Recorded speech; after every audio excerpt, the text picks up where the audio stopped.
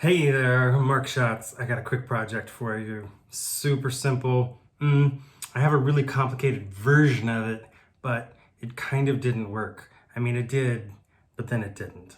I'll show you what I mean. The idea is to take a skate wheel, roller skate, longboard, skateboard, doesn't matter. Anything that's a urethane wheel will work great. White gives you a great palette to add color because we're gonna dye it just like an Easter egg. Easter eggs gave me the idea. When I was a kid, my family used to dye Ukrainian Easter eggs, right? So these Pisanke Easter eggs, they're incredibly complex and ornate, and there's a great tradition behind it. I always loved finding new creative ways of making your yegg unique yeggs. So we're gonna make some unique wheels too, because everybody likes to skate their own setup. Take this, turn it into this. You can just do a solid color, right? These are black, partly because I tried doing some things with resists, and I'm working on another video to explain that more complicated process too, because I've done many experiments that failed. It's the only way to put it. I learned from them, so they weren't total failures. But then the beauty of black is that it covers it up. So dunk it all in black, and I've got a great black set of wheels. I'm gonna do some experiments on these too with paints and seeing other ways that I can adhere some design to the surface of this. But sort of Easter time, we're talking about dyeing. So let's talk about this process right here, because there are definitely some other mistakes that you can make along the way. First step I did was I scraped all the logo off. Tried different solvents. I've seen people try and sand it off, and it doesn't work very well. Razor blade, X-Acto knife, and just work your way around, and it will usually scrape that right off. Depends on how they attached that decal or stamped that ink, but not the end of the world. If you can't get it off, just gives you a clean palette. Okay, and then we're moving to this, right? So to get color, really good color like this, I've seen a bunch of YouTube videos where people have tried different things and they're having fun, you can tell, but they're not getting really saturated results.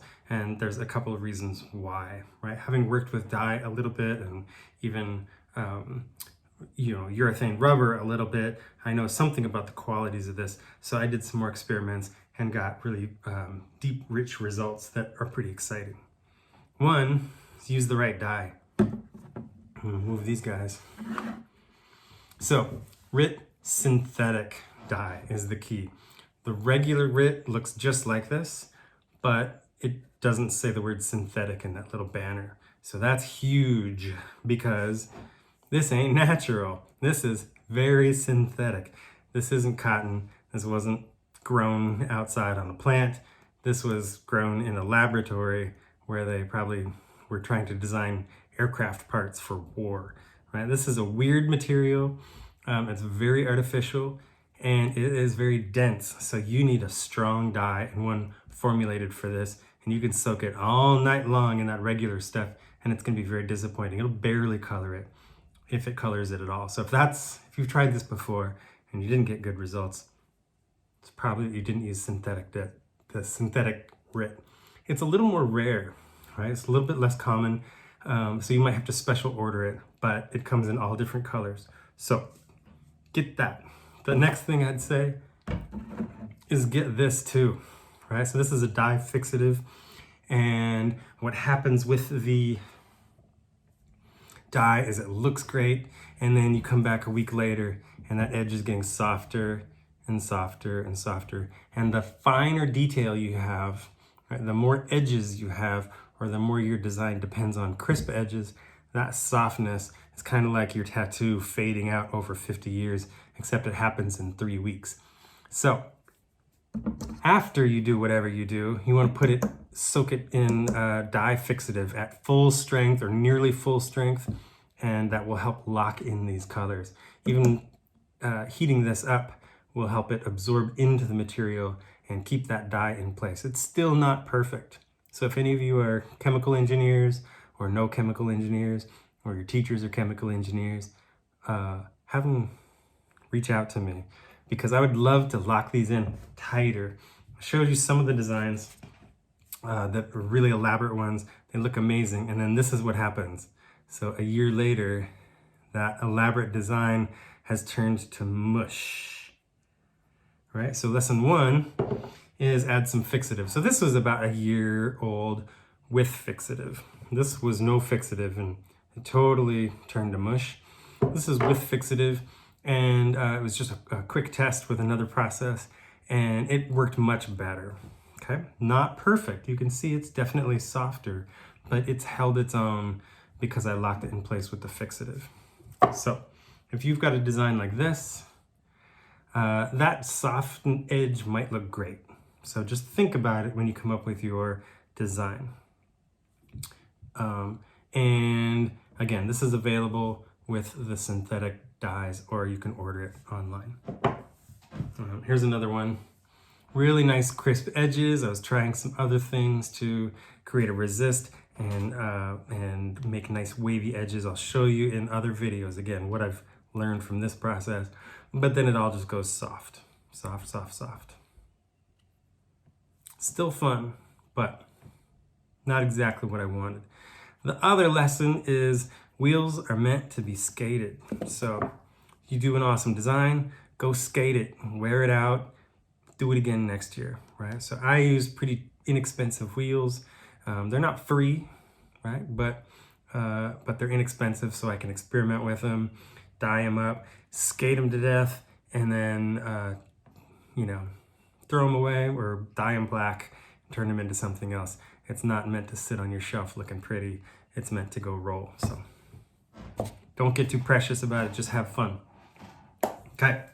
Other thing I see people doing that, again, it works. And if you're having fun, that's really all that matters. But if you want that deep saturated color, don't follow the instructions, right? The instructions tell you to put a little bit of dye in and dilute it with water, but the instructions are written for people who are dyeing fabrics. This isn't fabric. Again, it's super dense. So I use this straight, pure, full strength, and it is way more intense. I can maybe only dye one wheel at a time, but I see people putting a capful into a gallon or, a big Tupperware of water or just a couple of tablespoons, and it's going to take forever and you'll never get a really solid color. So sometimes even adding it and then cutting it down like 50% with water, or adding just enough water to cover your 4 wheels if that's what you want to do, that will still leave it much stronger. If you do use it full strength, when you're done, I can pour that back in. So I reuse it over and over and over again. I've also seen videos where people add their dye to a bunch of water, put a set of wheels in, boil it for a little bit, and then dump it down the drain. So now that dye is gone, but it's perfectly good. If you don't want to keep a gallon jug around, again, that's why it's nice to use it full strength. Or if you've added just a little bit of water, put it in a tightly sealed jar, wash out a peanut butter jar, and you can use this dye over and over and over again. It's good for a long time. So I mentioned boiling. The instructions also say boil, and heat will accelerate the reaction. It'll accelerate the dyeing, but it's not necessary, right? Particularly if you're using it at full strength. So I didn't heat these at all, and it might have taken 10 or 15 minutes, okay? So at full strength, it's very potent. So you don't have to heat it. If I put all my wheels in boiling water, some of them are going to be sitting on the bottom of that pan, and there's a risk that I could do some damage. The heat can change or damage the urethane rubber. So I might heat the water or heat the dye a little bit and then pour it over the wheels in another container if I'm impatient. But again, if you're using a strong mix and the correct dye, synthetic dye, it should still go really quickly. Okay. Keep checking it. So you just have to pull it out, rinse it off to see what it looks like. Pull it out, rinse it off to see what it looks like. I definitely find rinsing valuable because it can look like a nice solid color, but the film that sticks to it is tinting it quite a bit. So rinse it off, see if you like it dry, and then put it back in until you're totally satisfied with that color. And you can do all kinds of fun stuff. Anything else I'm missing? Probably. I don't know. Don't forget the fixative step. Once they're dry, throw it in some fixative. This also doesn't have to be boiled. It could help if it's warm. Again, you want it to soak in, but if you put it overnight or put it in for at least an hour, it will help. I'm not the chemical engineer. I don't have this down perfect, but I'd like to really lock these in so we can do those more complex designs and have them stay. I've got some more ideas for things that I want to try on the fancy pants wheels, but have some fun. Don't dye Easter eggs this year. Dye your wheels and renew them. Don't have to be white wheels. You can breathe some new life into your old pink or blue or whatever color wheels you had before. Do some dips. Throw some new shapes on them. You can dip them in at angles. What? Right? Even very, very simple things like that accumulate to be really unique designs. So no two are going to be the same. See what you can do.